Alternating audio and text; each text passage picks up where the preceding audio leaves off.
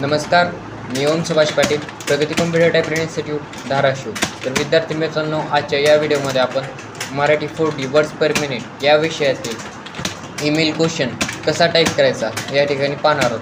तर त्यासाठी विद्यार्थी मित्रांनो, आपल्याला स्क्रोल लॉक बंद करून 2च्या समोर क्लिक करून या ठिकाणी आपल्याला जी क्वेश्चन पेपरमध्ये ईमेल आय डी दिलेली आहे ती या ठिकाणी टाईप करून घ्यायची आहे. त्यानंतर CCमध्ये आपल्याला त्या ठिकाणी जी ईमेल आय डी दिलेली आहे या ठिकाणी टाईप करून घ्यायची आहे. त्याचबरोबर BCCमध्ये पण तशाच पद्धतीने जी ईमेल आय डी दिलेली आहे ते टाईप करून घ्यायची आहे. सब्जेक्ट जो आपल्याला दिलेला आहे, स्क्रोल लॉक ऑन करून आपल्याला मराठीमध्ये या ठिकाणी जो क्वेश्चन पेपरमध्ये सब्जेक्ट दिलेला आहे तो या ठिकाणी टाईप करून घ्यायचा.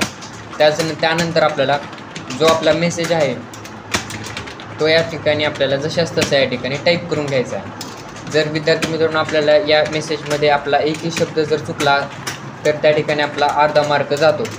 त्याचबरोबर आपल्याला 2ला या ठिकाणी अर्धा मार्क आहे. त्याचबरोबर CCला आपल्याला या ठिकाणी अर्धा मार्क आहे. पुन्हा त्यानंतर BCCला पण आपल्याला या ठिकाणी अर्धा मार्क आहे. सब्जेक्टला पण या ठिकाणी अर्धा मार्क आहे. मेसेजला आपल्याला विद्यार्थी मित्रांनो 1 मार्क आहे. आणि या ठिकाणी आपल्याला 2 अटॅचमेंट दिलेत.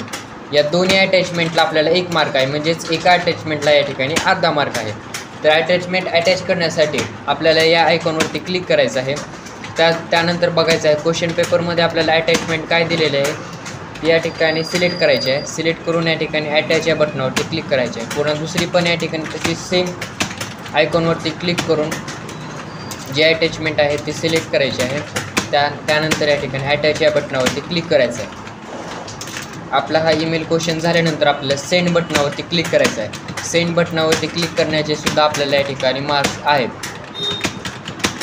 जर विद्यार्थी तुम्हाला हा माझा व्हिडिओ आवडला असेल तर या व्हिडिओला एक लाईक करा, तुमच्या मित्रांमध्ये शेअर करा आणि चॅनलला सबस्क्राईब करून बेल नोटिफिकेशन ऑन सेट